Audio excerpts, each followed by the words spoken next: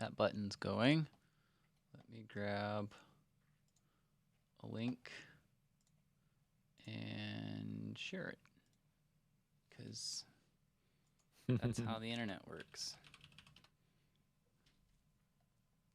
At least that's what I'm told.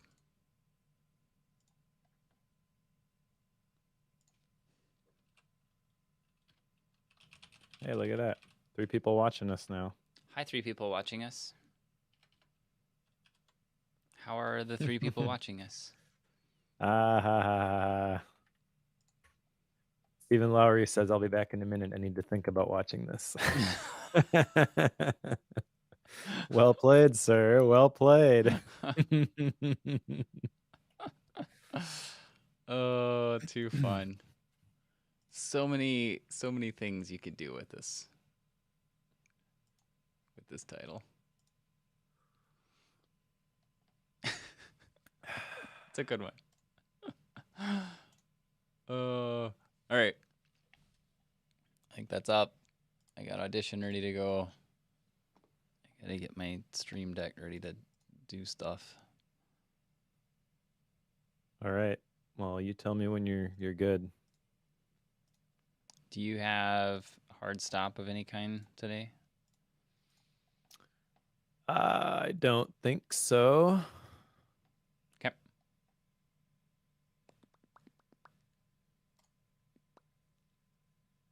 Trying to think if I need anything else up. Gotta get this out of the way. Had to buy one of these today. What is that, a hotspot? It is. That's annoying. You want to guess what it's for? Bookworm? I don't know. Home internet. Oh. Tried out the T-Mobile thing. Sorry. That didn't go well at all. So I could have told you that.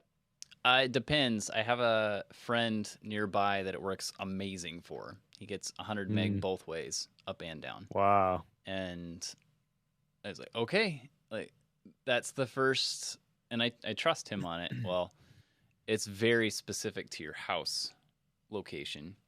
And they told me that my house was potentially good, but every provider will tell you that.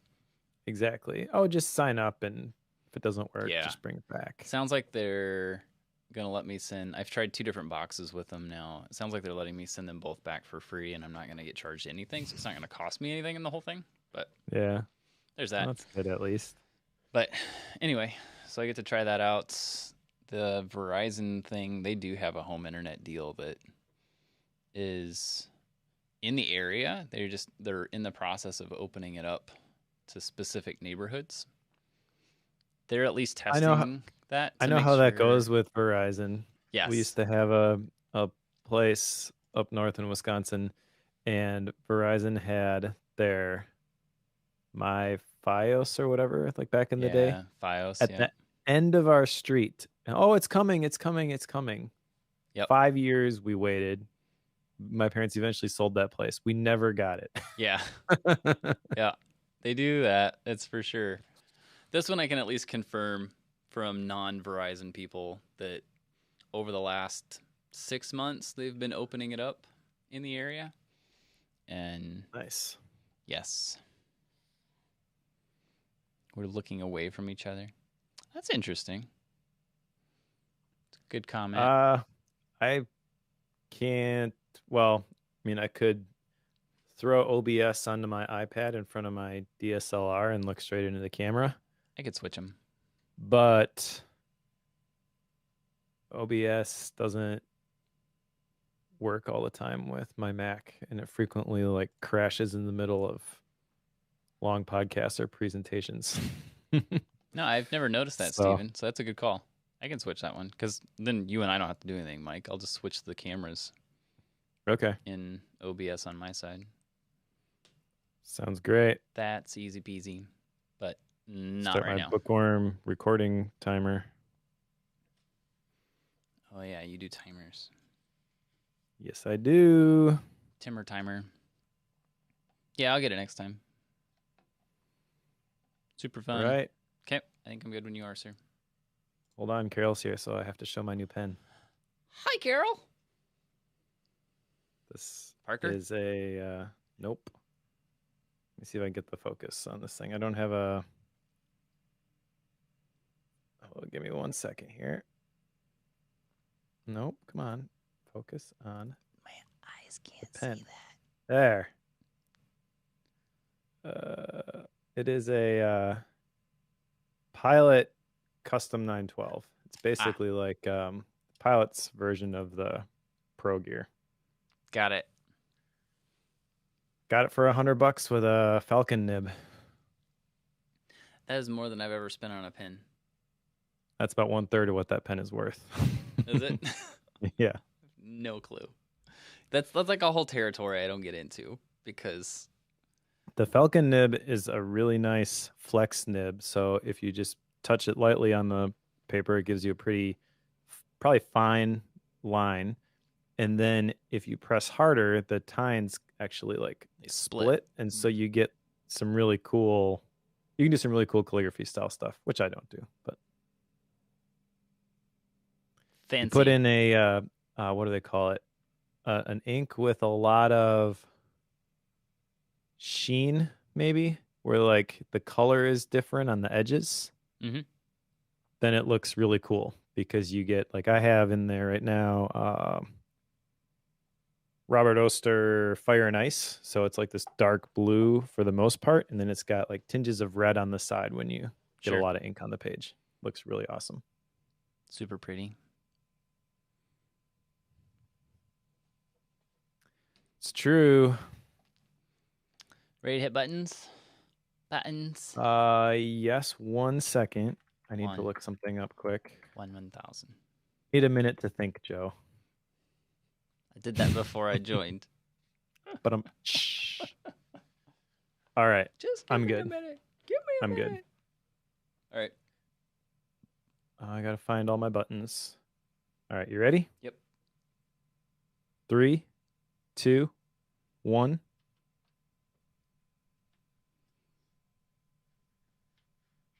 I have some sad news, Joe Buelig, Why?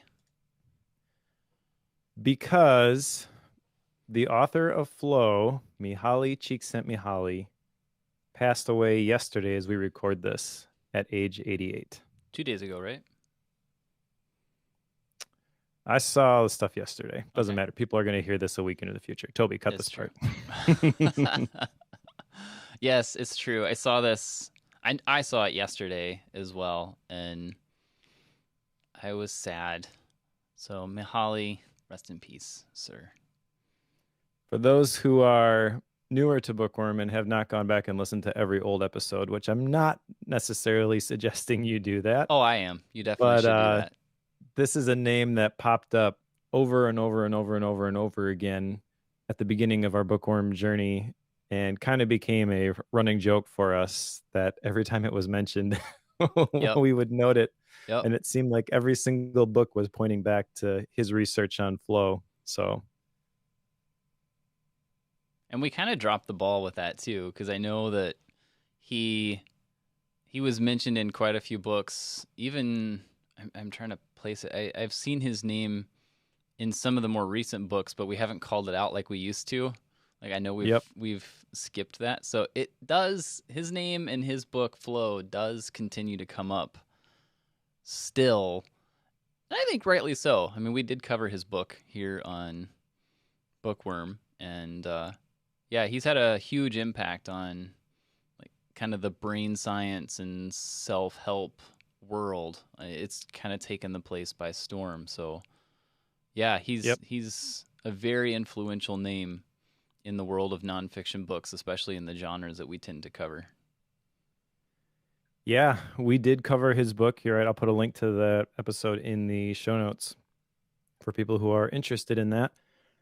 But it was a very influential book for me. The TLDR for the book is basically people are satisfied when they're challenged to do things that are kind of just outside their current ability levels. And I remember reading that and being inspired to constantly be challenging myself to do hard things, which has been a theme as we've gone through other books like Grit, for example, by Angela Duckworth. But Mihaly was the person that I heard it from first, and it really impacted me when I heard it. So he will be missed. He has another book, by the way, on creativity. I was thinking about picking that one just out of respect for Mihaly for next time, but I think I've got something else I'd rather read instead. Yeah. So Sure. Sure. So yes, Mahali has passed, and from what I can tell, it was a life well lived. So 88 years old. That's pretty good. I've also got my fancy keyboard that I have teased for the last several episodes. It's a Keychron Q1, and it is awesome. now the big difference in this, you were sending me pictures of this. Was it earlier this week? Last week? I don't remember now. And the big difference that I can tell, because I have a Keychron as well, but their older ones, they have like the aluminum shell around the outside, and then the keys have like this inset platform. If I can tell, if my brain's working correctly, the Q1, it brings that all up so it's a level playing field across the whole thing. So it's aluminum between all the keys, and it's a flat plate there. Is that the main difference, or is there more to it? Kind of. So that is a difference. I hadn't actually even noticed that until you called it out. But I think just cost savings wise, the old ones, yeah, they have the aluminum shell around the outside and everything just sits inside of it. This one is kind of custom cut for the 75% keyboard.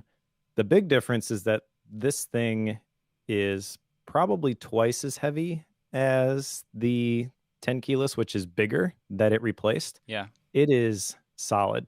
And I think it's kind of like Keychron's step up keyboard from the rest of their line. So the Keychron is a fine mechanical keyboard, especially if you put new switches and new keycaps on it. But this thing is a whole nother level. I bought the brass plate and replaced that.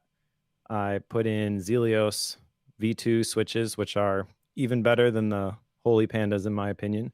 And then I put that extended 2048 MT3 keycap set that I got from Drop on here, and it's awesome. It feels very different. It feels a lot more solid, but the sound, it feels more like a ping than it does like a thunk. So it takes some getting used to, but now that I'm used to it, I absolutely adore this keyboard. And this is, I think, is like the top of the line for me unless I learn how to solder. So this is probably my keyboard forever now. Yeah. Because I'm not going to solder anything. That's what I want to do. This is why I've held out on some of the bigger, like fancier keyboards, because like you're saying, people don't realize that if you get into mechanical keyboards, weight is actually a very big factor in these things, because if you have a lot of weight, for whatever reason, it just stabilizes the keyboard so much that it just has a much nicer feel to it. Calling out Zelios over top of Holy Pandas is quite a statement, though. Like that's in some circles them fighting words there. So well, I'm so confident in that assessment that I have sold my previous keyboard with the Holy Pandas in it. What? I still have another keyboard, but I no longer have the Holy Pandas. I don't even know what to say to that. I am shocked. Just absolutely shocked. I think I've still got a couple because they come in sets of 30. So next time we get together, I've got a couple extra Zelios and a couple extra Holy Pandas left over. So you can compare them side by side. The Zelios, I've heard it described as more of a rounded bump. Sure. And I feel like that's accurate, but I couldn't describe to you what that actually feels like compared to the Holy Panda. Yeah. I just know it feels awesome on this keyboard, and I much prefer these switches, not just because they're new. This feels like home for me. Famous last words, but of course. I think my next keyboard is probably a full custom build, like full soldered on and such. But you get into that and you start looking at building in your full custom keyboard and, you know, getting all of the weight and all the size and everything exactly like you want. I mean, you're talking maybe $400 or $500 to get into that. Yep. I mean, it is not a cheap ordeal.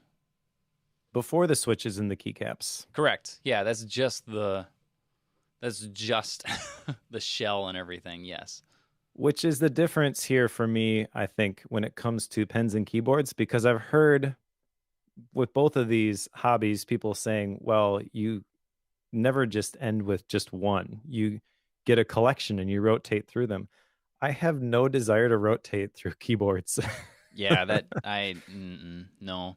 Which is why like I've got my Keychron and it's like the only one I use. So yes, I've got two more I should probably sell right now because I haven't used them in years at this point. Do it. Get a Q1. You'll never go back. It's too narrow. There's not enough there yet. Like I've got a 10 keyless now and it does fine, but I definitely miss the number pad. Sure. One other thing I want to throw out here at the beginning, because we didn't have any follow up from the last episode. We didn't have any action items following Courage is Calling, although that was a phenomenal book.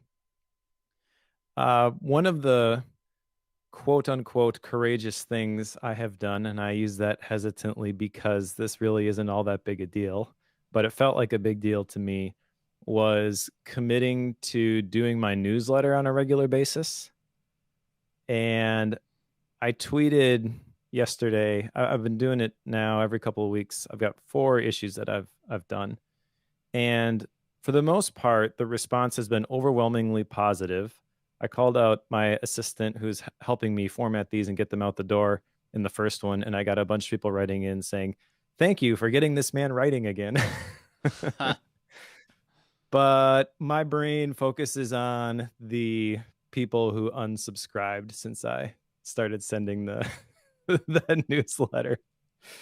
And it just is kind of interesting to me that I know I shouldn't go look at that stuff, but that's what my brain wants to go look at anyways. And it focuses on the names I recognize on that list that don't want to hear from me anymore. Why don't they want to hear from me when literally I'm getting nothing but positive responses for the most part? But I tend to latch on to the ones that are, for whatever reason, maybe has nothing to do with me, just decided to unsubscribe. But I did figure out with ConvertKit, they have this really cool feature. So you can actually go read the newsletters online. They have a public feed and you can read them, then decide if you want to subscribe to them. So I've been having a lot of fun doing these. I sent one out this week on August Landmesser. We talked about him in the last book. So I kind of formulated some thoughts about that, put it into a newsletter, and I'll put the link in the show notes if people want to check that out. But this has really been a fun venture for me. And it was something that people have been telling me I should be doing this more frequently for a very long time. Some people very close to me have encouraged me to be writing this for a very long time. And I have been dragging my feet, and I don't know what I was so scared of, but Ryan Holiday's book gave me another push that, yeah, this is absolutely something I should be doing. So kind of follow-up related. Just wanted to share that with folks. Good job. I've enjoyed the newsletter. So there's that. Thank you. I'm glad you're doing it. Steven's glad you're doing it. See, there you go. Whenever people give you words and they actually communicate straight to you, they're saying positive things. When they're not bold enough to actually reach out and say anything, they just hit the unsubscribe button and silently try to get out of the list. And don't tell you why. So exactly. One is better than the other, Mike. Yeah. And I share it, I guess, just to share that as much as we read these books and as much as I know not to go there, I still struggle with some of this stuff, just like everybody else. All right. Should we jump into today's book? Sure. All right. So today's book is A Minute to Think by Juliet Funt. I met Juliet Funt. Well, didn't meet her. I saw her at the EntreLeadership Summit that I went to several years ago, and didn't make the connection until this book was recommended to me by some people in my mastermind group who said it was one of the more impactful books that they had read this year.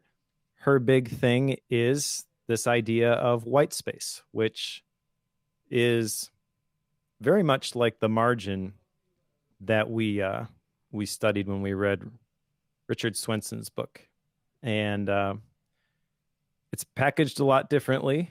So if you didn't like margin, but you like that idea, maybe this is the book for you. Yeah, that's probably a good way to say it, because this has a very different feel as far as how it's written, and the way that the content is presented is significantly different than margin, I feel. And I think in some ways that's good. In some ways, I don't think it's as good, but I think it definitely has its place, and you can come at it from different ways, of course. But yeah, I think this is one that I don't think I would have picked, Mike, but I'm glad that you did. So it's informed a lot of things for me lately, and has been a very positive read on my end anyway, and it's good timing. So Nice. thanks for that. Good call. Sure. So now I'm curious, how has it influenced things on your end? Yeah, so we've been talking about this whole daily routine thing. Like, I've been having that put off, like still processing that and such, and starting to get that in a place where I like it, as far as like what happens when I first get up in the morning, what happens when I get home, what do we do at night after dinner and such. So like that's all something that um, I'm processing my way through, and this comes at a good time because it means that I'm still like trying to nail that down, and some of my routine stuff involves like going outside and taking a break from things. And this is like, here's some ways to do that in a lot of new arenas that I haven't really thought about. Here's some ways to create these pauses, and we'll obviously talk about that in some more detail. But yes, I'm I'm seeing how a minute to think here is fitting in really well with that whole daily routine redesign on my end. So yeah, it's worked out well. Cool. Well, let's get into the content of the book then. It's broken down into three parts, of course. The first part is the culture of instability. There are two chapters in that part. Then in part two, that's the white space way. There are four chapters, and part three is applying the principles. And in this part, there are five chapters. So if I've done my math correctly, there are 11 chapters altogether. And I think I'd like to try to tackle these in order. Didn't seem like that number was so high. We needed to cherry pick specific sections of it. And none of them are real big or real meaty, I should say. I feel like they kind of blend together. So what do you think? Just tackle these one by one? I think so. I think if we just start, because let me preface this with, I feel like she laid this out really well. It is a 3-part book, but I think it needed it, and Yep. it it builds on itself very well, I think. So I think if we just start at the top and go through it, it makes sense to me. All right. Well, let's do that then. So the first chapter here is the missing element. And this is basically talking about white space. And she begins by talking about space is the thing that's needed to keep a fire burning. She talks about some of the payoffs that come with white spaces and the fact that we've kind of gotten used to just filling up any sort of pause that we have in our schedule, which I don't disagree with. I think she's correct in that assessment. I also think out of all of the books that we have read, this introduction in this first chapter felt a little bit, I can't think of a better word than emotional.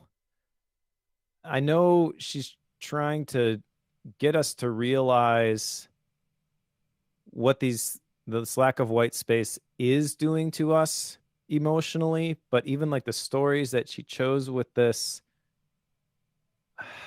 I don't know. I guess I just appreciate a little bit more direct approach to the problem at hand than trying to sell it with a sensationalized story. And I'm not trying to say that she was saying a bunch of things that weren't true. I just think it's a very different style than something like The Extended Mind by Annie Murphy Paul. And I definitely like that style a little bit better. This one felt a little bit chaotic to me, and it made me kind of nervous and stressed as I started reading this book, even though it had nothing to do with what I was going through, just the content that I was reading, if that makes any sense. Yeah, yeah, it does. Because I've been trying to place.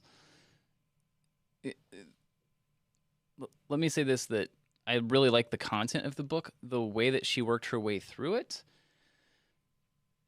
kind of fell off, and I couldn't quite nail down what it is. So I'm glad you brought that up because I couldn't place it. And now that you're saying that, it's making me realize that it does feel a little bit like the it's almost like she's attempting to do the Seth Godin the practice style. Like we've mentioned that a few times, where he has these real short, like 1 page chapters almost, and there's a whole bunch of them. It almost feels like she wants to do that, but isn't willing to commit to it. And she ends up with these chapters that have a lot of like subsections in them, but she doesn't call them out as subsections, even though that's kind of what they are. So it doesn't feel like they flow super well, and thus you end up jumping topics pretty quick, even within the one overarching topic, which for an ADD brain kind of works, but I know that it needs to flow cohesively, and it just didn't quite get all of that done, and that might be some of the anxiety almost. Anxiety is a strong word for that, but you get the point that I'm saying there. Yep. I don't think it's the wrong word necessarily. It has a lot of baggage now, though. It does. It does. So it's not like this chapter is going to cause you to transition into some mental health issues that you must get resolved, but it doesn't help calm the chaos at this point. And again, this is the first part, the culture of instability. She's trying to agitate the pain point at this stage in the book. So let me But ask this question. Sorry to interrupt. She calls out in, is it the introduction, first chapter? I think it's the introduction, where she does a lot of speaking, of course, and she claims that she has this bit where she explains a normal day for a normal American, which is super fast paced, and she does it so fast that it gives you anxiety, and like it's intentionally doing that. Does she speak that fast the whole time through? And having not seen her, you have. Does she speak like that? And this is just a written form of that speaking style, or is it just different? That's a good point. I don't remember that bit from when I saw her. Maybe that was not part of the EntreLeadership presentation. Possibly, I don't know. Maybe that came after. I don't really know. I thought she was a pretty polished presenter when I saw her. I didn't make the connection that that was the same person who wrote this book that I had selected until after I had selected it. Nice. But that bit at the beginning, yeah, she's talking so fast that you can't even tell what she's saying is what she's describing. And the introduction, I think it was. And I don't think that's necessarily what she's trying to do here. It doesn't feel like it's coming too fast. It just feels like it's not that effective at, again, she's agitating the pain point. So maybe this is a little bit unfair at this point, but she's telling some personal stories of times when she's felt that way. And you do feel empathy and sympathy for her being in that situation. But also, I had a little bit of trouble relating to it, and I didn't really want to. Yes. Yeah. So at the beginning of the book, that's kind of the point where if I was writing a book, I want to make sure that I am directly connecting with my reader. And because of the tack that she has taken here to paint what is feels like an extreme scenario, and I know for some people it's not going to be that extreme. It's going to be reality every single day. But for me, it just felt like a stretch, and I felt like I didn't appreciate what she was trying to make me feel. And at that point, I'm kind of in this spot where do I want to continue with this uncomfortable book or not? It's Bookworm, so I gotta. Yeah. But if you're picking and choosing the things that you are going to read, I think there's a good chance at that point that I'm just like, well, sorry, I'm out. Which I think there's a lot of good stuff later on in the book, so it's kind of a shame that I felt that way. Yeah, I know that whenever, because this whole being too busy thing that many of us have experienced, it's definitely something authors like to talk about. And I think a lot of times we have authors who come from that hectic, crazy chaos life.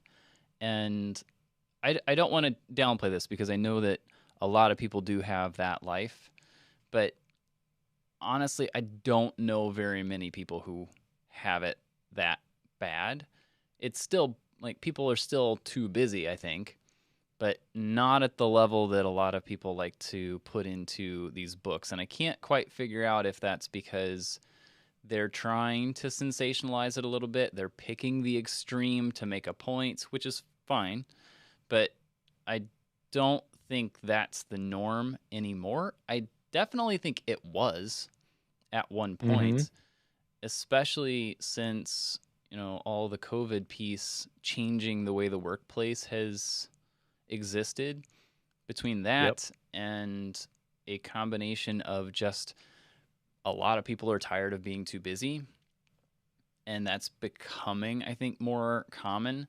Because of that, I think it maybe doesn't quite apply as universally as it used to, even though a lot of authors haven't quite moved on from it yet. Because it is, I mean, it is, of course, a great story and it kind of draws you in. It's like, oh, yeah, I was up and grabbed a granola bar on my way out because I didn't have time because I was too tired and slept late. And in my head, I'm thinking, well, go to bed earlier. Like, that was my first reaction to that. But people Mm-hmm. don't do that, I guess. I don't know. So, anyway, I think it's possible that our culture is moving on from that and it's just not as universal as it used to be. That's a good point because anytime you read a book, you're reading the author's thoughts about a topic at a specific moment in time. It's a snapshot. It's not their whole philosophy if you were to talk to them this exact moment. And I don't know exactly when this book was written. I don't have it in front of me, so I can't look up the publishing date. Do you 20, have it? 2021. All right. So it is a brand new book. Yep. I don't know. Then I guess, yeah, I'm getting kind of tired of the everything is crazy story too. But there's going to be people I know who this is their first experience to it, and they're going to feel like, oh, yeah, Juliet, she's reading my mail. She has exactly what I need. She's describing my situation to a T. It just was not effective for me. Let's go on to the second chapter here, if you're cool with that. Chapter 2 is the false god of busyness, and this is continuing to paint a picture of the way things are by default, and it's not going to work that way. We need to do something different. I didn't jot down a whole lot from this beginning part here, either of these chapters. The one thing I got in this section is that I did not know that her father, Alan Funt, was the guy behind Candid Camera back in the day. I read that. It's Like, like, whoa, wait a second. Hold on. It's yeah. like so many things just clicked. The world's first reality TV show, maybe? I don't know. Possibly. I don't know. Anyway, So I think that's an interesting tidbit because if that is the world that she's familiar with, that's probably very different than the work world that you and I have any experience with. Even people who work in a corporate environment, that's not Hollywood. It's probably a whole nother level of stress and lack of white space.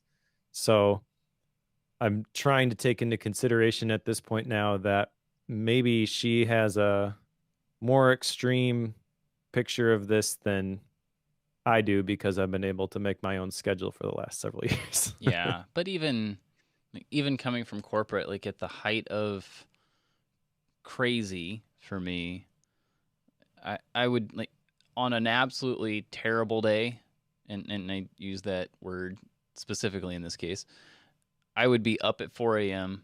on a plane by 6, which it's an hour and 15-minute drive. Do that math.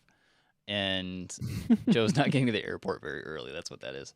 And I would be on a plane. I would fly somewhere, but I was on the phone or emailing or something in the process while I was on the plane.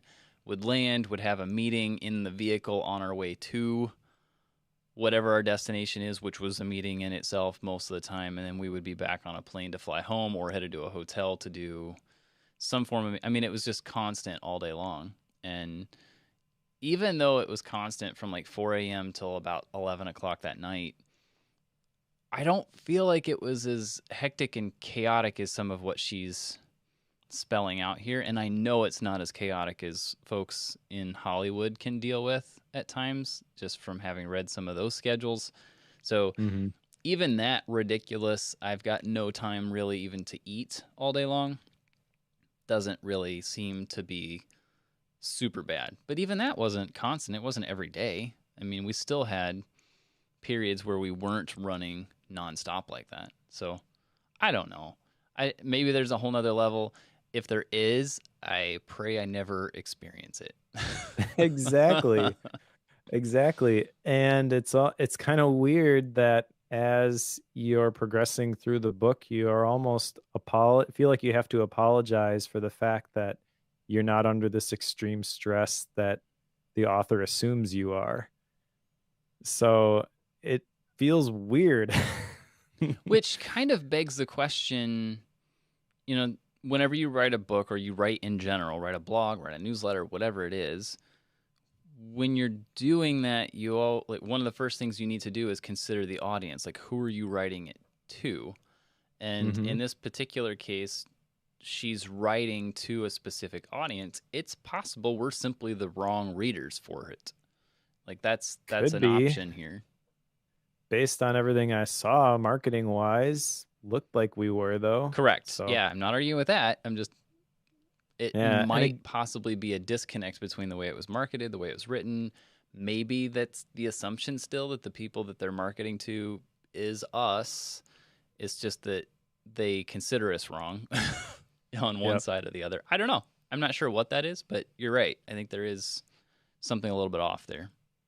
And there's good stuff in the rest of this book. It's just these first 2 chapters where it's kind of like, is this for me? Yeah.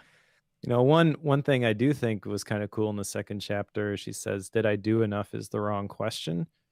And that is kind of getting back to how most people define productivity is what did I actually accomplish? What did I do? I don't like that. One of the things that Chris Bailey told us when he was on the Focus podcast a while back is that if you intend to watch Netflix all day, then watching Netflix all day is the most productive thing you can do.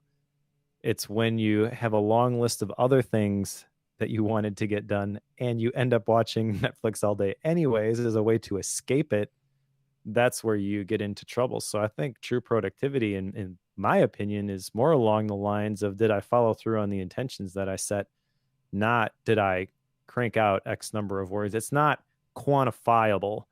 You can't say I have shipped this or X number of widgets, and so therefore today was #productive. Yeah. I think that's the wrong measure. And I do think that white space definitely helps with maintaining your intentionality. And she does say at the end of this chapter, by the way, that we need behavioral changes, not just logistical changes. So it's more than just a process problem. It's not once we understand all this stuff, then everything's just going to click into place because, of course, we're smart. We'll make the adjustments. No. Yeah. Yep. That's what you just said. It makes a lot of sense, and it really hits home and such for me because so much of like process and systems and logistics and such, that's a lot of what we focus on in the world of productivity. I mean, it's what people write about. It's what a lot of video courses are geared around. But having gone through what I just did in the last 3.5 months with a house remodel in such a short time, what I learned in that process was so much around how the tools that I use really don't matter at all.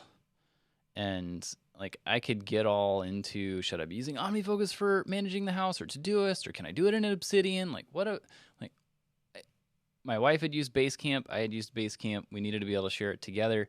Didn't have time to think it through. She knew it, I knew it. Here you go. Make a checklist for this week. Done.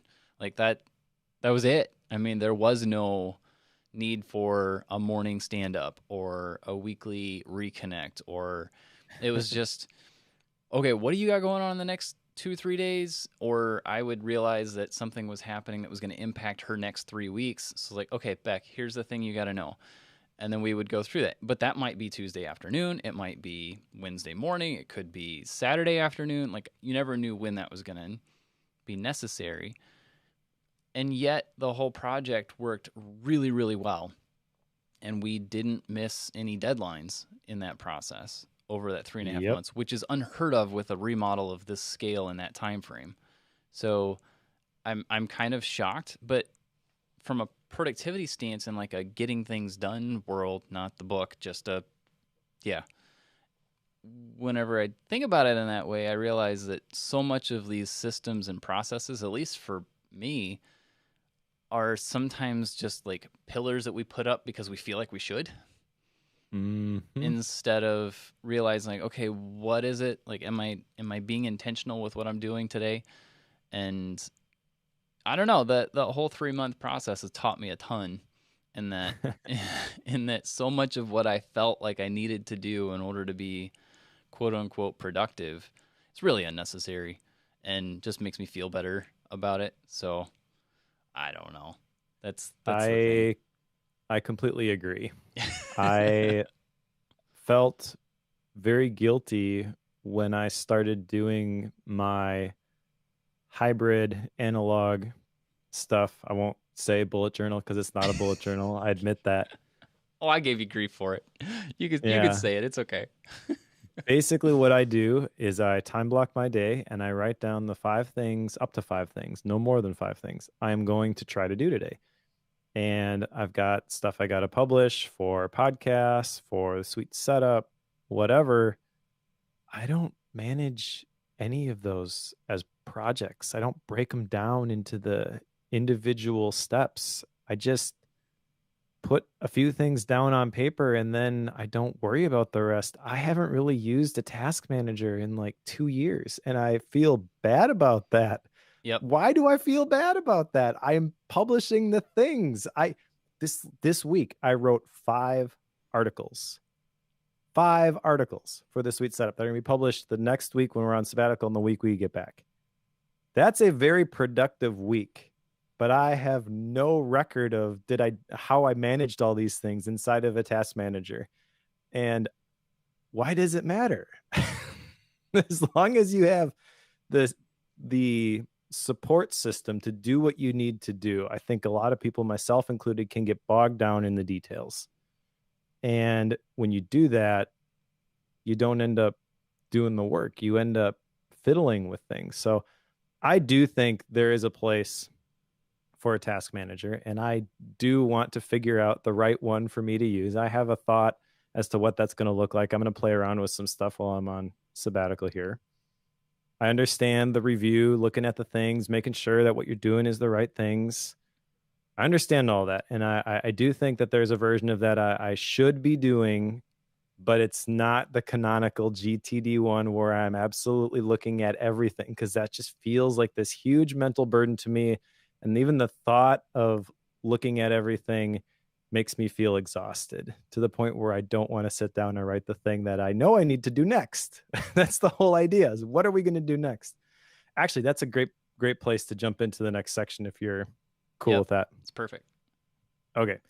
So chapter 3 in part, so back up a second. Part 2 is the white space way. And the first chapter in the white space way is chapter 3, the strategic pause.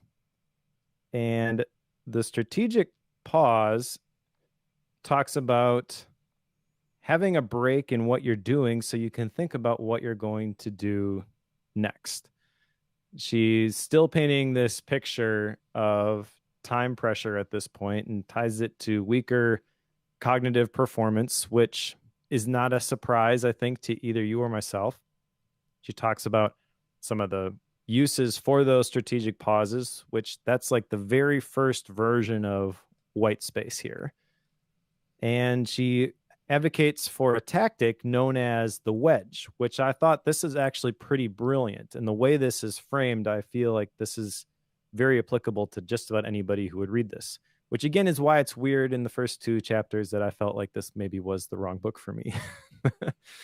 So the wedge is a small portion of white space that's inserted between two activities, and it's designed to help you have the space to answer the question, so what's next? Because when you end something, you have two options. You can think about what you'll do next, or you can just start doing something. And I have fallen into the trap of just start doing something. I feel that is the thing that contributes to the fatigue and the overall feeling of I'm so busy, even if you're not that busy, even if you're not doing that many things. It can feel like you're completely overwhelmed because you're just looking for something, anything to do next, and you are instantly trying to fill that space. So deliberately pausing and asking the question, what is the thing for me to do next? I feel like that's a very practical, tactical strategy that anybody can employ. Yeah, I have two thoughts on this. One is this is genius, and I learned this significantly in a house remodel, and I'm probably going to be bringing up the house remodel for a while now. Just brace yourselves for that. But I learned it because whenever I would finish framing the stairwell, let's take that. I got to learn how to put in stringers and treads and all sorts of stuff.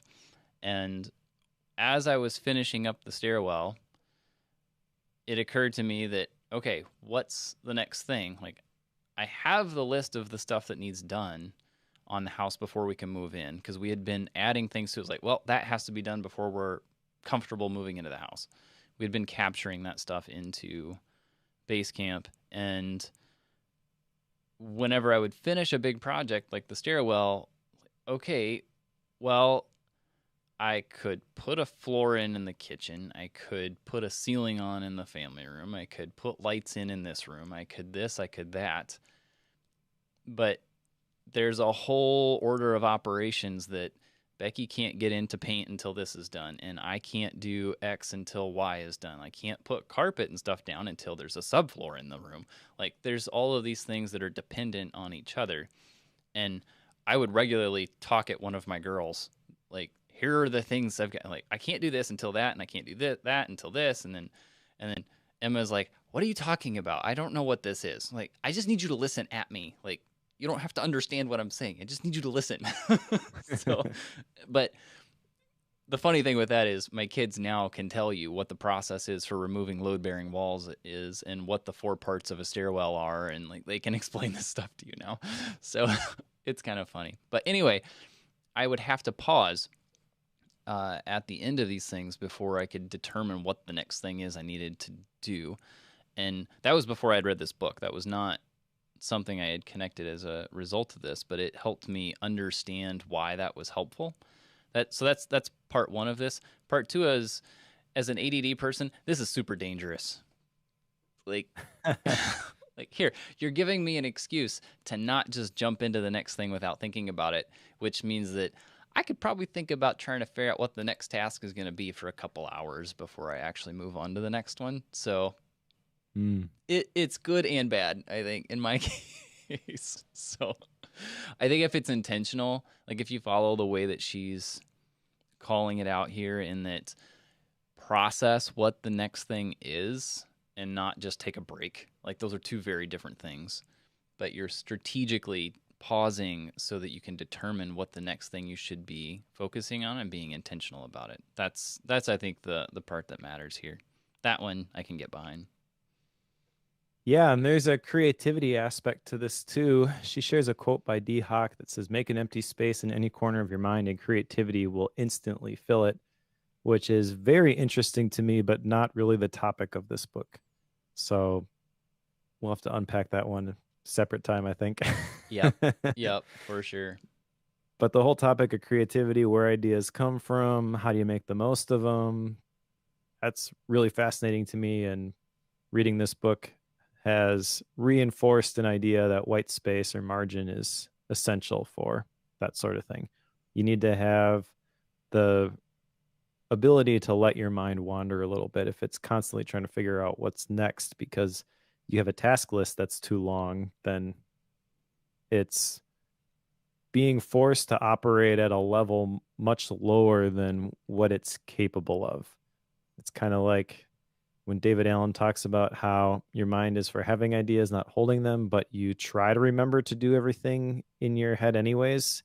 It's not made for that, and it's really bad at that. And then that affects your whole view of yourself and your abilities. Like, oh, I'm just a worthless person because I can't even pay attention long enough to. Well, no, you're doing it wrong. So what it comes down to. Next chapter here is the Thieves of Time. This is chapter 4. And the 4 Thieves of Time are linked to what she calls the 4 drives. And I think these are central to the book. So let's just talk about these real quickly. There is drive, excellence, information, and activity. Those are the 4 drives. The 4 thieves are versions of those. So for drive, the thief is overdrive. For excellence, the thief is perfection. For information, the thief is overload. For action, the thief is frenzy. And I found the con and the truth for each one of these to be very helpful. So I want to define these real quick. The con for drive or overdrive is that we should take on as much as we can handle. The truth is being selective about goals brings higher quality of output. Get into excellence / perfection. The con is every touch point deserves to be optimized. The truth is we lose time and energy mired in unnecessary detail.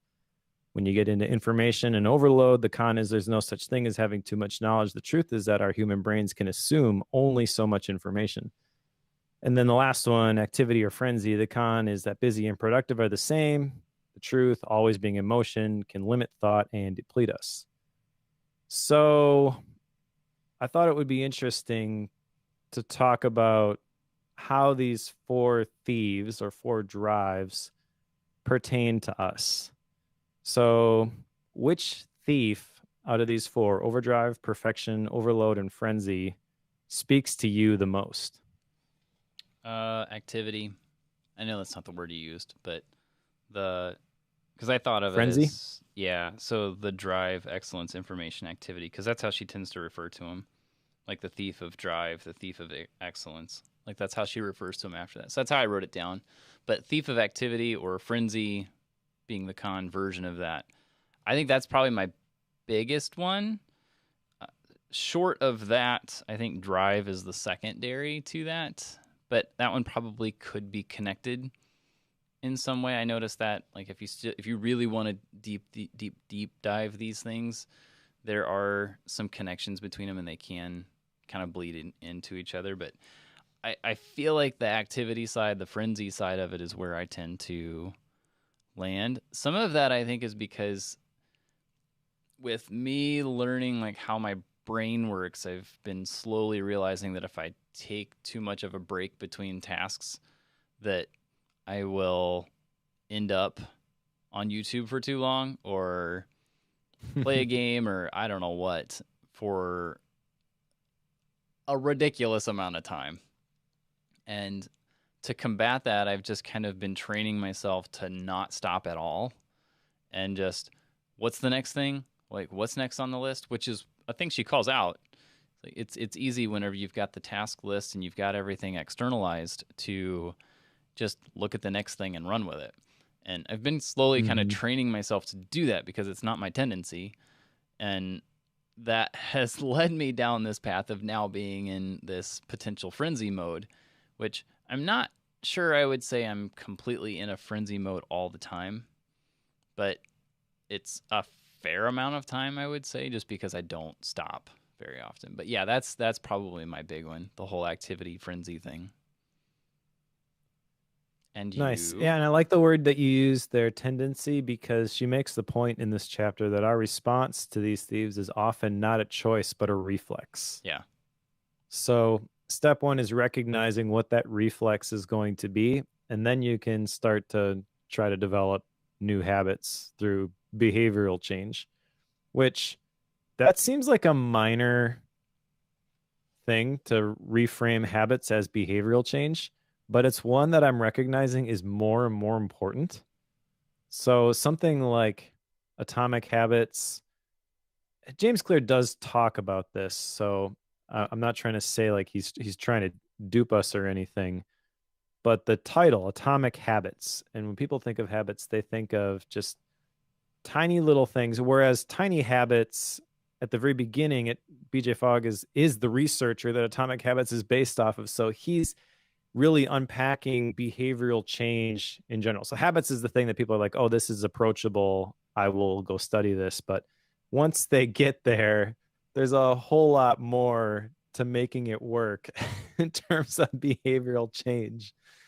Uh, and it's a bigger deal than I feel the title of either of those books really kind of promises. And like again, I'm not trying to say that they're trying to dupe people or anything. BJ Fogg is literally the behavioral change guy. But there's more to it than that. And so I appreciate at the end of chapter 1, she talks about how this is behavioral change. This is a big deal. This is going to take some effort, but ultimately believing that this is going to be worth it in the long run. I think the one for me is excellence/perfection. When I read these cons and truths, every touch point deserves to be optimized. I've definitely taken this too far before, and I think my wife is the one who gets annoyed with this the most. So I'm always like, well, let's just optimize this. Let's make this system at home so that we never have to deal with this again. And the truth part of this, we lose time and energy mired in unnecessary detail. I recognize that, and I get frustrated with that when we've already talked about this. We've already decided what the right course of action is for this. Why are we talking about it again? This is a complete waste of time. Like that's where my brain goes. Yep. Yep. But at that point, so I want to put a pin in that right there, and I want to jump into the next chapter here because I feel like this is where the answer is for me, anyways, regarding these four thieves. Yep. So chapter 5 is the simplification questions.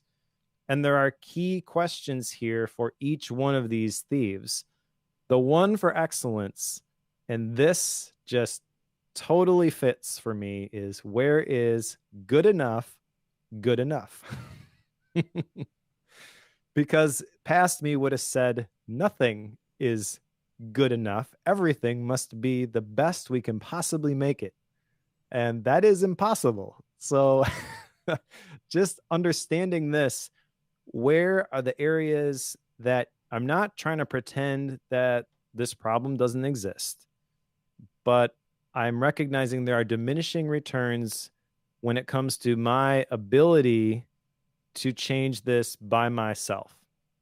Because almost all of the systems that I see that I could optimize involve other people and therefore are more complicated. If it was just me, I can take responsibility for something being broken. And yeah, okay, let's just make an adjustment. Let's fix it. That's what the whole personal retreat handbook is all about, is recognizing like where I'm messing up and what I can do to do differently.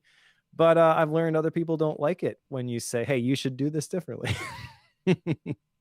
So do what I can do, not worry about the rest. And after I've done my part, be like, you know what?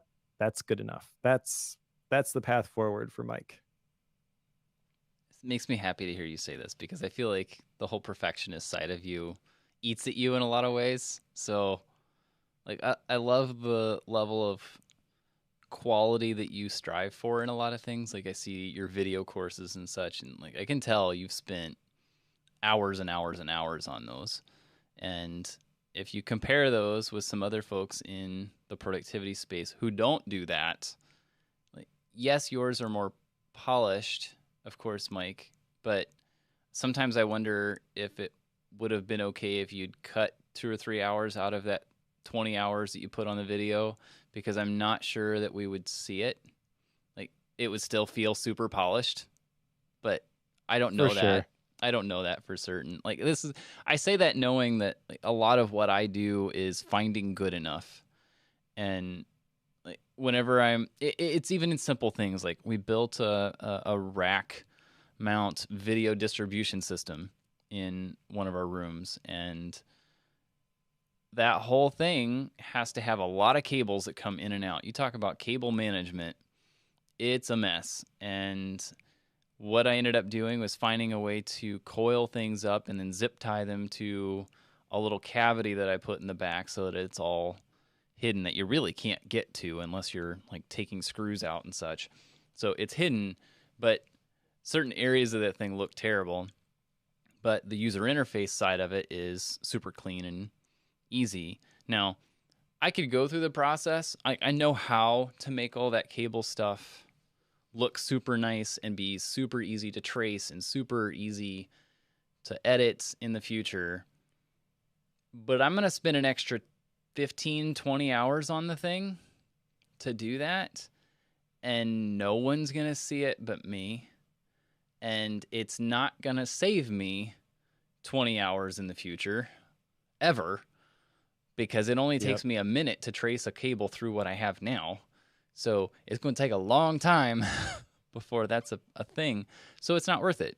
So, like, finding good enough is something I've been forced into doing for a long time, but that's also not something I struggle with at all. Like, that's a thing that I do a lot. And I could tell by your face, like, some of what I was explaining, like, it would drive you crazy to see what I've done in the backside of this thing.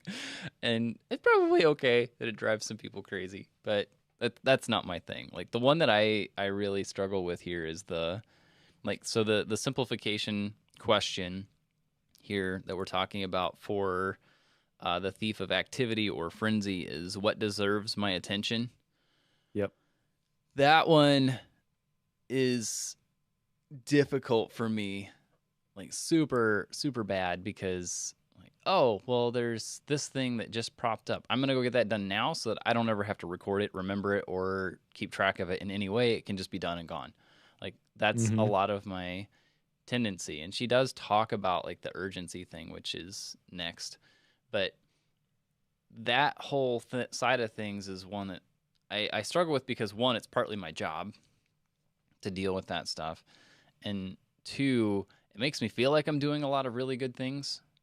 And it makes me feel like I've had a really productive day. But whenever I go home at night, I realize that I spent 2.5 hours trying to get a printer to work that they're only going to use occasionally. And it's probably not going to make that big of a difference when they should probably just wait the extra 5 minutes and use the original printer. Don't know. So that's a thing that I sometimes get caught on is, should I be doing this right now? Even whenever I get into it and I figure out how long it's going to take me to solve it, does it really deserve my attention right now? Like, that's a question I don't ask very often and definitely should. So here we are, Mike. The other key questions here, just to round this out for Drive, is there anything I can let go of in information? What do I truly need to know? But yeah, that's the whole point, is that these key questions are supposed to be difficult for you, and you force yourself to come up with an answer. Interesting to me that there's these 4 different camps that you can land in. Reminded me of when we did the 4 tendencies. Yep. And there was no assessment associated with this one, but both you and I had no trouble identifying which one of these is the one for us. And I remember my issues with that first assessment from the 4 tendencies, and just makes me think that maybe that's unnecessary. Maybe it's almost a detriment. Like, if you paint somebody into a corner that doesn't resonate with them, then they're missing out on something that they actually could apply from your book. Yeah, because side note there. Yeah, and it also means that, like, you tend to trust the assessment because we assume that there's been a lot of thought, time, and research done to make that assessment accurate. And if it's not 100% accurate, but it puts us in a category that doesn't quite seem to fit. We don't feel like we can tell the assessment that it's wrong. It's true. Whereas when you're just told to, read these 4 things and which one do you resonate with? Like, well, if what I come up with doesn't quite feel like it fits, that's my fault, not the assessment's fault. So I don't Yep, have anything to complain about. it's true. One other thing I want to call out from this section is effort justification. This I have come face to face with just in the last couple of weeks. So I think this is a trap that people can fall into, maybe especially people in the drive category. But effort justification is cognitive dissonance where we want to believe there was a good reason for putting all the work into something difficult or taxing. So as it pertains to planning your work and working your plan, you can get to the end of the work cycle and you can say, well, there were all these other things that we did, and we should count those towards the what we shipped. No, no. That's effort justification in action. It wasn't important enough for you to recognize it at the beginning of the work cycle, and then you got distracted by something else and you want to justify the work and the time that you put into it. Maybe it was worthwhile, maybe it wasn't, but that is a cognitive bias. There's a disconnect there. Recognize that. Well, let's just make better plans. Ideally, we're identifying what we need to do, and then we're working on it. The other thing here with an action item for me is the 6-week delusion. You can always find time in the future. I've heard this before. We discount the value of our future time, but the way she described this really resonated with me this time. If you can't find time now, why would you want to in the future? So my action item is just to be more cautious about committing to future dates, because I totally do this. It's like, well, can I schedule a meeting? Well, can't this week. How about a couple weeks from now? And that's always my default. And I want to insert a wedge there before I just throw out, hey, why don't we plan this further out into the future? Do I really want to do this? Right. And if the answer is no, then just say no. Don't kick it out into the future, because I tend to do that a lot. I never do that. All right, chapter 6, hallucinated urgency. The main point here at the very beginning of this chapter is that time is not moving faster. You are moving faster. So again, use the wedge here to defeat urgency. She has a phrase here which I thought was very interesting. I never heard it described this way before, but makes a lot of sense. Every email you send has babies. Especially if you CC people, it makes a lot of sense. And then the other thing that really stood out to me from this is the yellow list. She talks about it, which is kind of a place where you park items to be decided later. I totally want to do this. When your yellow list lengthens, that's the time, she says, to schedule a time to meet with somebody or batch communication, etc. So I have another action item here, which is not to call it a yellow list, but basically create those lists of notes to process different thoughts inside of Obsidian is likely the place this is going to be. But for example, every once in a while, Sean and I have like a one-on-one where we talk about different things. I need answers from him, and I have a list where I just jot all the things I need answers from Sean. And when we talk, like that's when I get them. And I have a lot of other opportunities to do that sort of thing with other people specifically in my life, but even just like big decisions that I have to make, a yellow list could be just jotting down every thought that I have around this decision. And then before I make the decision, I'm reviewing that yellow list, looking at everything together and figuring out what all of the pros and cons are. So I think this has a lot of value for me. Yeah, I'm going to maintain what I'm currently doing. I don't think I'll call it a yellow list, but I use drafts to just dump things into, and then I process those later. Just to call it out, because I think it would maybe help people, but the yellow list, the reason it's called a yellow list is because the app icon for the Notes app on an iPhone is yellow, and that was what this whole process was started on. It's like you could just tap the yellow button and then drop things into this note about things you need to decide on later. It's ultimately just a capture tool is really what we're talking about. But yes, yep, I do this true. in drafts, and I'm probably just going to keep doing that. Yeah, it's a good spot to do it for sure. Another tactic from this section, it really isn't the tips section, but this is kind of where some of the more relevant stuff happened for me. When it comes to email, there's a phrase she uses here: don't check email constantly, but check it predictably. I feel like that is very well put. And that is a one sentence summary of, I think, what I have tried to advise people to do with email for a very long time. And it kind of eliminates a lot of the pushback. Well, I got to be connected because my boss, my clients, whatever, are expecting a response. Yeah, I'm not telling you not to respond to them.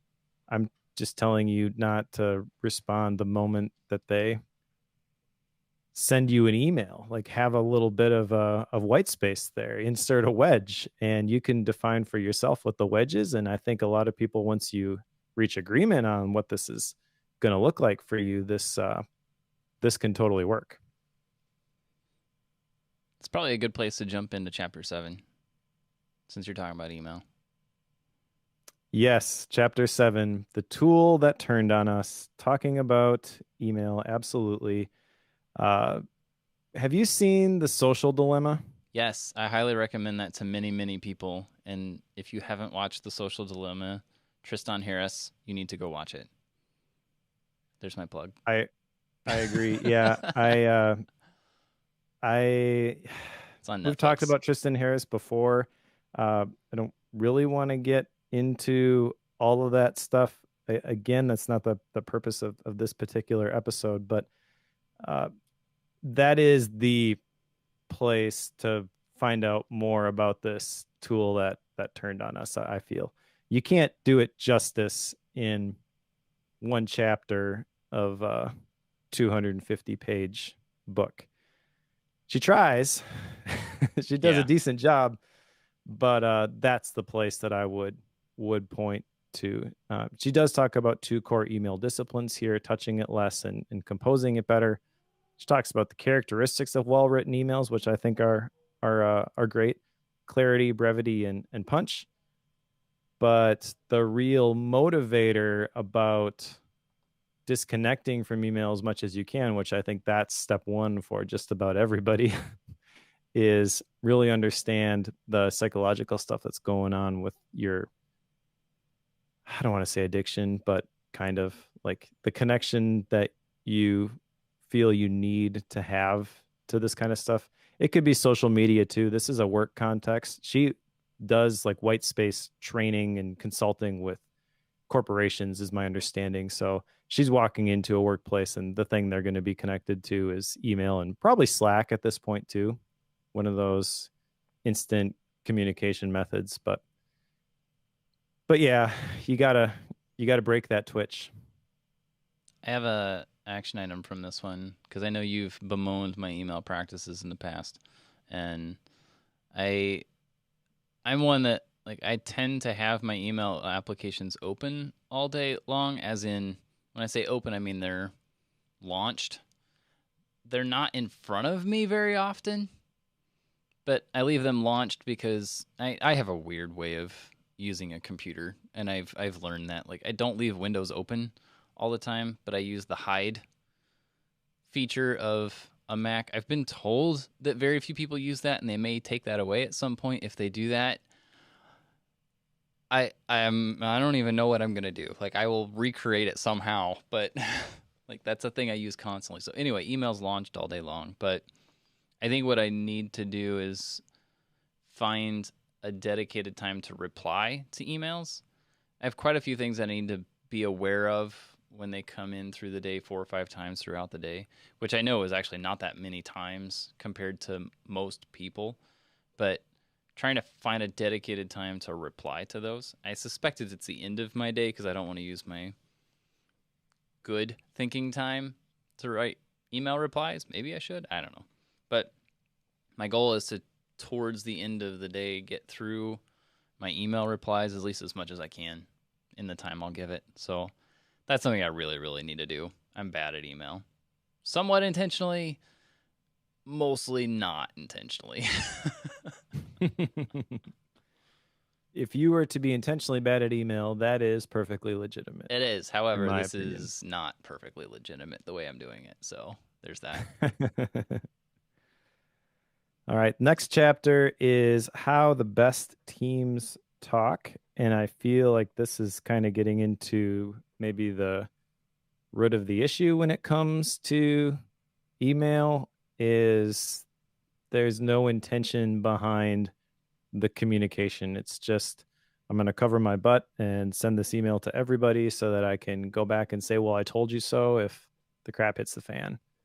And that's not helpful. So there's a lot of cultural stuff I feel like in workplaces that can be adjusted here, but how the best teams talk is interesting to me. I found this grid, this 2D versus 3D content to be very effective. 2D versus 3D, basically the axes here are the message and the medium, and 2D is usually simple yes or no, fact driven communications. So, yes or no, exactly what it sounds like. Can I do this? Or is it okay? And this is the place where mediums like text, email, and online chats kind of thrive. Is like I just need a quick response from somebody. But then there's the 3D, which is where there's nuance, there's emotion, there's opportunity for creative thinking. Don't try to do this via email. And she describes this really well, I think, where we exchange critical cues through tone, pace, and gesture. So the mediums she recommends for this 3D stuff is like phone calls, video chats, or face-to-face communication. And I feel that most of the miscommunication from my experience in the business world, limited experience, is simply trying to use the wrong medium for the message that's trying to be communicated. And she lays it out in this 2x2 grid, and it makes it seem so simple, so straightforward. And I don't know. I think she's probably right. I think it is pretty straightforward. I also think this is really hard to get people to understand this, and it makes me question why why that is. I think there's. I'm so glad you brought up the 2D versus 3D thing because it really struck a chord with me in that explanation. I wasn't real sure if I had seen it before and forgot about it. I had an inkling that that had happened before, but 2D being, everything it's two-dimensional, of course. Basically, you're not in person. You can't see the person. You can't physically see the third dimension. But the kicker here is that when you have something simple like you're saying, Slack and email can do wonders. Like, did you get this report done? Yes or no? Like, there's no point in me trying to have a meeting with you or get in person to get the answer to that question. Or where is the link to do this process? Where's the how-to document to set up a new server? Like, where is that? Like, that is something that could very easily be done over Slack. Where it falls down is the realm of how do you feel about fill in the blank? How do you feel about hiring a new admin for some department? How do you feel The very about worst is when you forward a message and you just say thoughts question mark. correct? Yes, people love to throw thoughts question mark on something, and that it doesn't work. And it's because you're now requiring me to spend a significant amount of time not only thinking it through and bouncing thoughts off of me or someone else, but you also have to articulate it in an email and get it back and hope that somebody's going to read it. As usually happens, it's not going to be read in its entirety and will be skimmed at best. So it doesn't work when it's anything complex. So therefore, you need to find a way to be live and do synchronous communication in order to accomplish that communication effectively.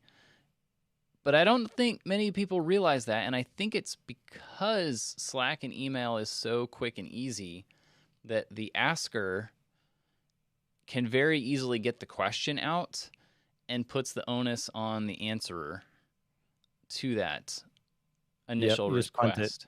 Yeah, so you're requesting someone else to spend a significant amount of time on something that they're probably not that committed or driven to answering or being involved with at all. And that doesn't usually go well. Like if someone who I've never met emailed me and said, "Hey, would you help me understand what the best philosophy for starting a new blog or website is? Like what is the best methodology for doing that?" I'm probably not going to respond at all. So, and I bring that up because someone just did that. I'm not going to respond because it's going to require a significant amount of time. There's a lot of subtleties and nuances with that. You're not going to get a response from me on that. Now, if Mike sent that to me, I would probably say, "Great question. Let's talk about that next time after our Bookworm recording." And we would, Mm-hmm. just plan on an extra 30 minutes or something after a recording to work through that question. Mike's not going to ask me that question because he's better at it than I am. So there's that. But that's the thing. Like, if you're going to ask that question, you have to be willing to put in the time yourself. But choosing the right medium for that conversation is super important. Right. Yeah, and I think that's probably all I want to talk about from that particular section because there's a bunch more here. The next chapter is chapter 9, and this is meetings done better, which there's a bunch of practical stuff in this one. I guess we'll just run through some of this stuff. I can tell you're excited about this chapter. Well, meetings suck. I'll just say that. But there's some good advice in this chapter for sure. So 2 places she recommends you insert white space with meetings are the moment before you invite somebody and the moment before you accept it. And that makes a lot of sense because you don't want to just get a bunch of people in a meeting who don't necessarily need to be there, whether you don't need to be in the meeting that you're being invited to, or don't waste other people's time and invite them to a meeting they don't have to be at. She mentions blocking off unavailable time on your calendar, which is something we've probably heard 100 times. But she made the analogy of it's kind of like putting your jacket on a chair to reserve it, and I thought that was kind of brilliant. Talks about putting 5 to 10 minute gaps between your meetings, things like that. Which, if you're in meetings all day, every day, that could be a game changer. Just that one little thing. Again, not something new, but the thing that really got me from this section is the definition of absent presence, which we can definitely identify. Maybe we've been this person, but absent presence is physically being in the room, but not being in the room. And she explained a scenario where she thought the person she was talking to was in this category because she asked him a question and he was fiddling with his phone and he was actually getting an answer for her. And then she realized, oh, he was actually paying attention to me the whole time. And that is where another action item for me comes in, this phone narration. Because if he would have just explained that he's looking through his email to get the answer to the question that she posed, then she doesn't feel put off like, oh, this guy's completely wasting my time. So phone narration is simply describing what we're doing on our device out loud, which eliminates that absent presence. And this is something I want to do. I feel like I slip into that exact scenario where I'm not just totally ignoring you when we're in a meeting, but it probably comes off that way sometimes because you've asked me a question and you've got me thinking and I'm trying to get an answer for you, but I don't communicate that real well. So I can totally see where other people are like, oh, Mike's just not paying attention to me. I don't want to do that. And so I want to practice this phone narration, be like, okay, let me just look for this thing real quick. And I've already practiced this a couple of times and it has made a difference. It's not like I asked the person afterwards, okay, so what were you thinking, when we were in that situation, but it just makes the interaction a little bit smoother. Let me point out that this can also be a game changer with kids. If you're on your phone around your kids, telling them what you're checking does 2 things. One, it helps them realize that you're doing something that's potentially important. And it also means that you have a little bit of accountability to not be cruising Twitter whenever you're around your kids. Like that's an important thing. So like I have this as an action item as well. Like I've been trying to make sure I narrate what I'm doing to my kids whenever doing to my kids. Yeah, I just threw the kid on the couch. There's definitely something I need to narrate whenever I'm on my phone. It's like, hey, let's check the weather for this afternoon. We'll find out if we can go bike riding or whatever it is. And just explaining what I'm doing, it changes their attitude. I've found if I'm just on my phone and they don't know what I'm doing, they're like trying to get my attention.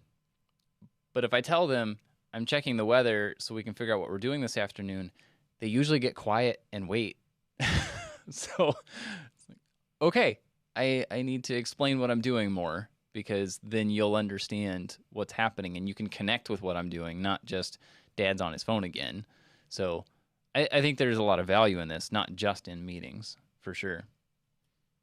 Yeah, and that kind of jumps to the last chapter, the life beyond work section. But before we get there, there is one more. Chapter 10 is the white space team. This doesn't have a whole lot of practical stuff for me in here other than to recognize that there are norms that exist in any family, team, organization, or company, and the culture is comprised of these norms. So it's worth considering, what are the norms? What are the things that people do by default? And if we're not okay with that, then how are we going to change those? Yes. Culture is a big deal with this, I think, whether we realize it or not. If everybody else is running around crazy and never stopping, it's real easy to follow suit. It's the whole you are your friends. You're the average of, what is it? You're the average of your three closest friends or something like that. Yep. I feel like People you spend the most depending, time with. yeah, whoever you talk to, like they may have a different number and a different way of saying it, but that's generally the thought process there. But I think if you're able to be someone who can break that mold, be willing to talk about it and explain it a little bit. Like I know that my circle of friends, that's fairly easy to do, but I don't know if they're always going to be open to those ideas, but I can at least discuss it with them. So trying to change that amongst your friends can be super, super helpful. Yes. Another thing to recognize from this chapter is the power distance. And I think she's framing this in terms of the person who is reading this has the power and the people that they are trying to lead feel disconnected from them. But she says that asking for help can close that power distance. Last chapter then is chapter 11, and that is Life Beyond Work. And this is the one where she's basically saying everything that I've been talking about also applies to every other area of your life. Which I think is kind of sad, to be honest, that this, if you're talking about work-life balance, work gets 10 of the chapters and then life gets the last one. But I get it. I also recognize who she's working with and who her clients are. Those are the people who need to hear this from a work context first. So I understand that, and I can look past that, but this is important. This should be more than just the 20 pages that she gave it at the end of the book, because this is really where it makes a difference, in my opinion. She talks in this section about the top 5 regrets of the dying. Number 1 in males is that I wish I hadn't worked so hard.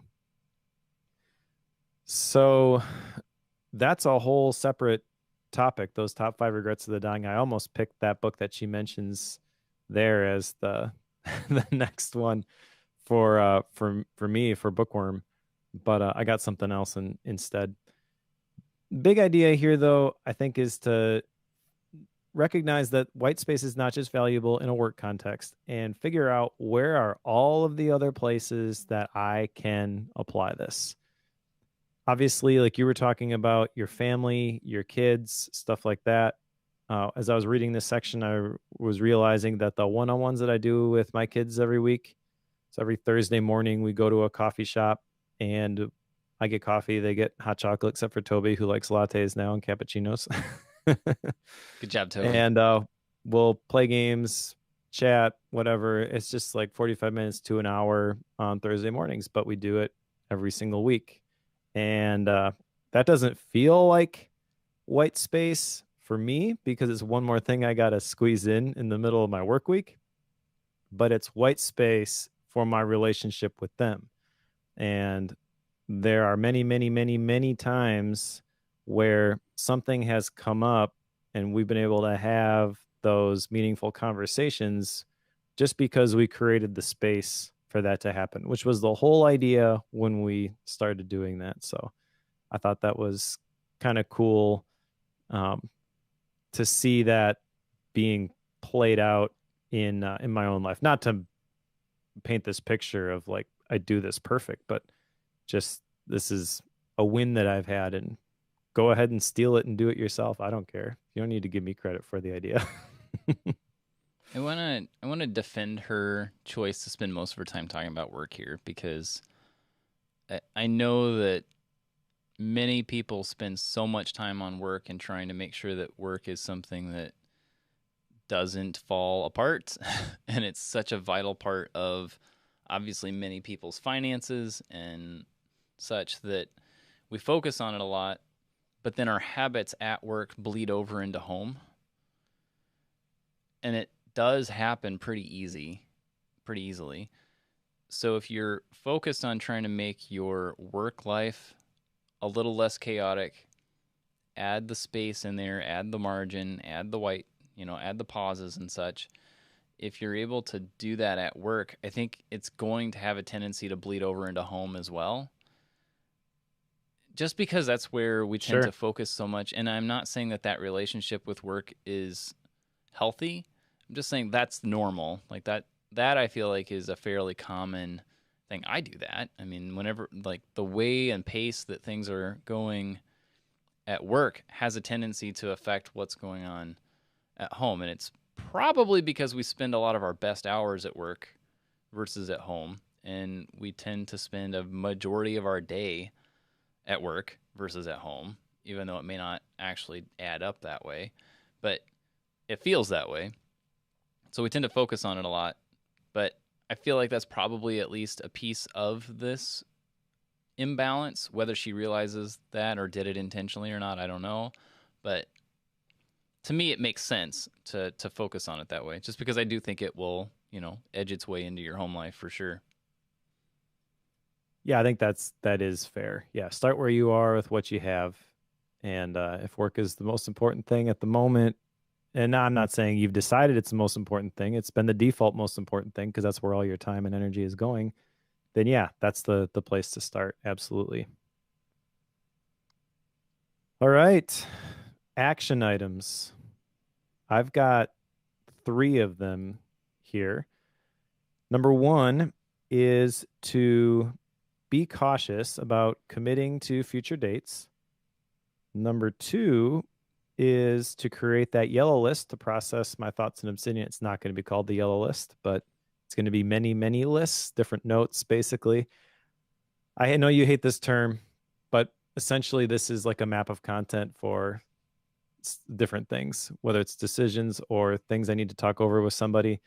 That's the purpose of that. Nick Milo has talked about how the point where you decide that you need to create a map of content is called a mental squeeze point, where you just have trouble understanding what you really think about something. That's the point where you transfer the stuff into the note and you figure it out.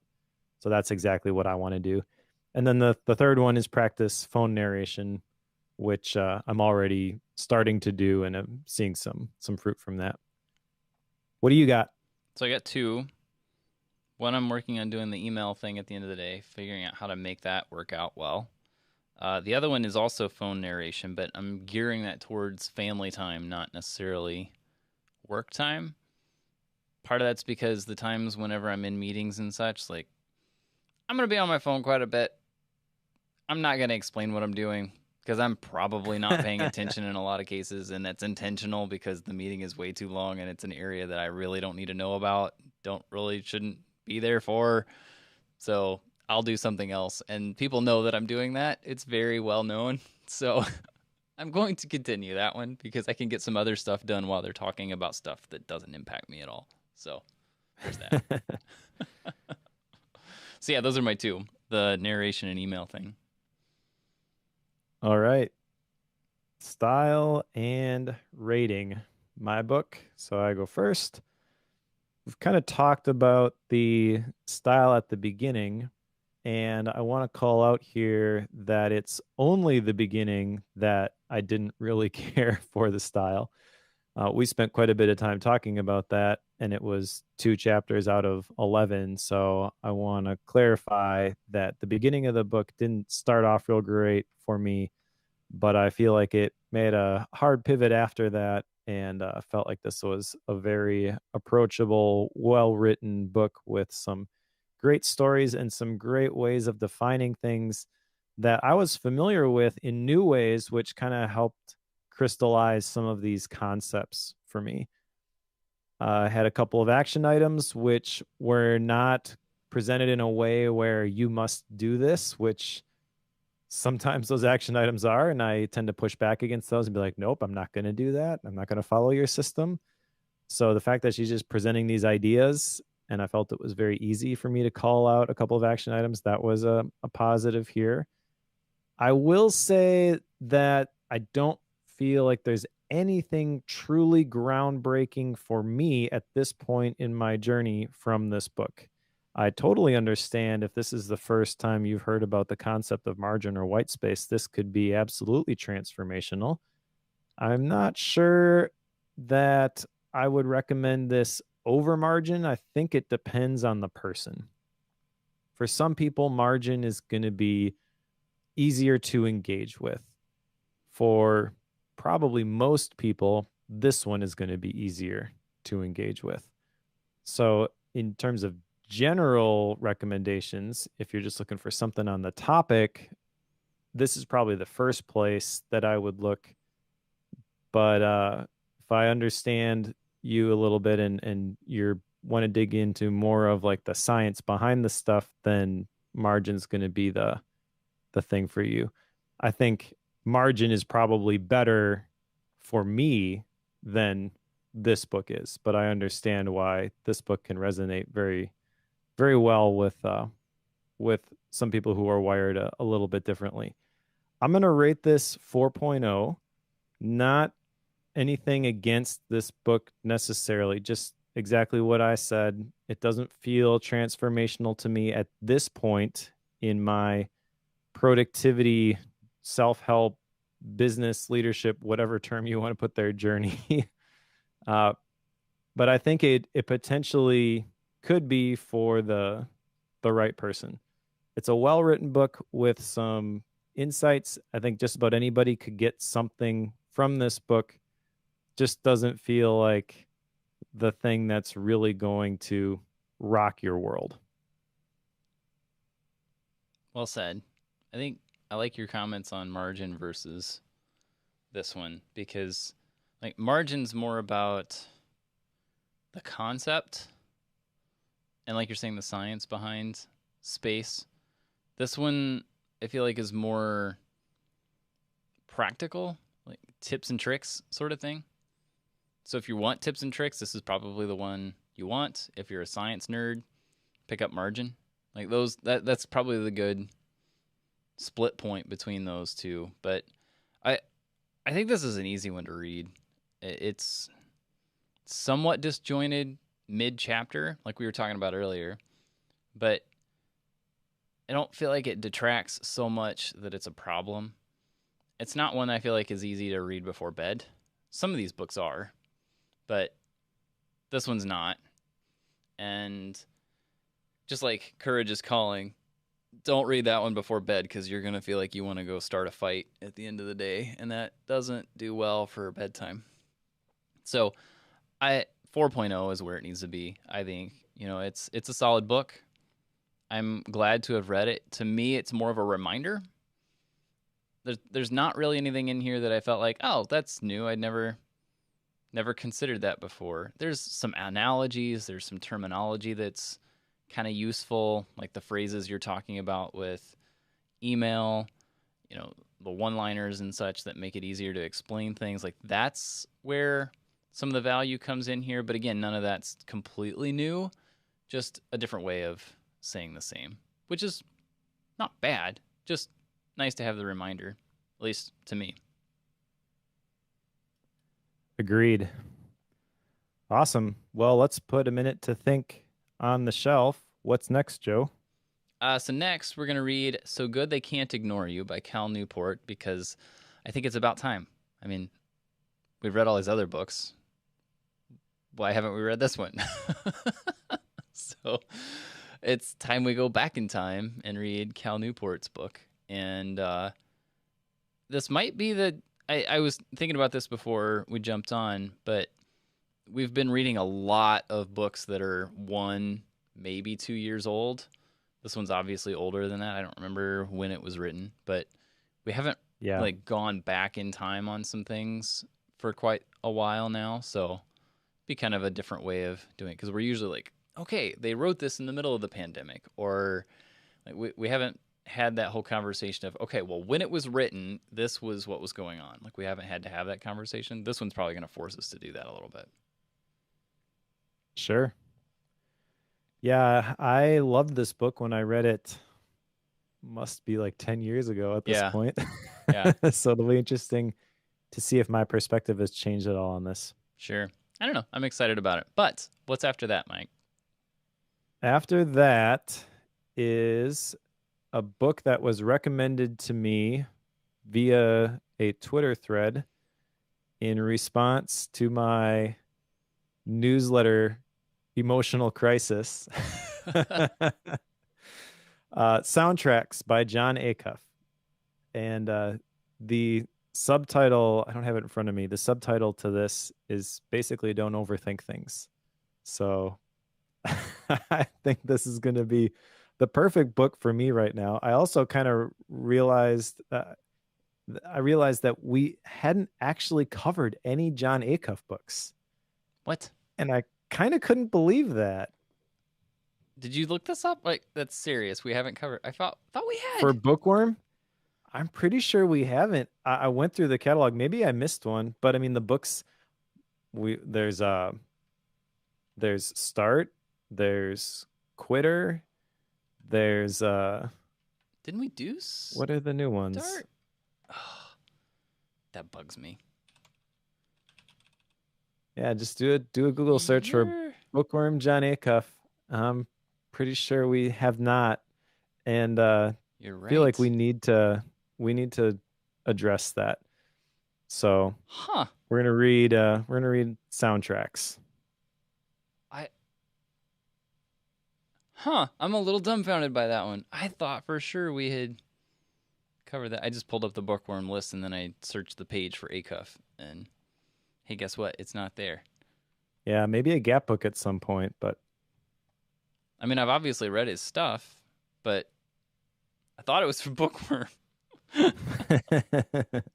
Well, that's interesting. There you go. Didn't expect that one. Yep. So soundtracks by John Acuff. You got any Gap books? No, but I'm in the process of trying to figure out what one's going to be. So, which is a marked improvement. So there's that. You? I do have a Gap book. Heck Yes or No by Derek Sivers is the one I'm reading at the moment. And I've got a sabbatical coming up next week, so I'm hoping to have specifically to the Bookworm Club premium members who support the show directly by contributing a couple bucks a month. If you want to support the show, you can do that. You can go to bookworm.fm/membership. You get a couple of perks for that. You get the MindNode files from the books that we've read. I take notes in these MindNode files, and I post both the PDF and the MindNode versions. So you can have those and use that as a starting point if you're reading along and add your own notes as you go. I've also got a couple of Gap book episodes that Joe did back in the day and a Bookworm wallpaper that I created. So you get all that when you become a member, $5 a month or $50 a year. bookworm.fm/membership. Super thankful to everybody who's joined us live. It's always fun to have folks in the chat who talk about what we're saying live because it does inform what we say sometimes. So thank you to you. If you are one of those amazing members who are reading along with us, you need to pick up So Good They Can't Ignore You by Cal Newport, and we'll talk with you about that in a couple weeks.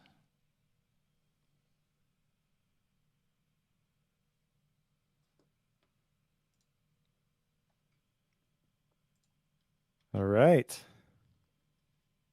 Nice work.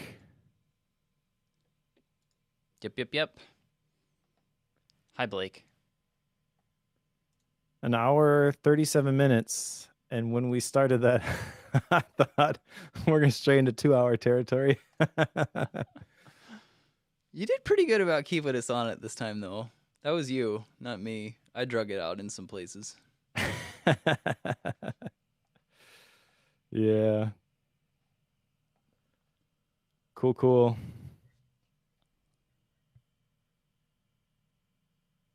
Yeah. So, do we want to pick a date for the next one so people know when it's going to happen?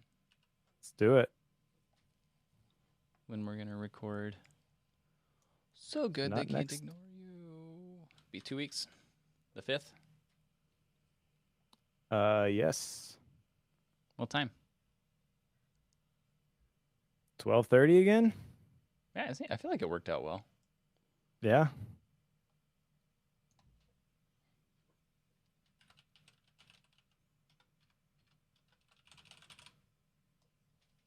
Click.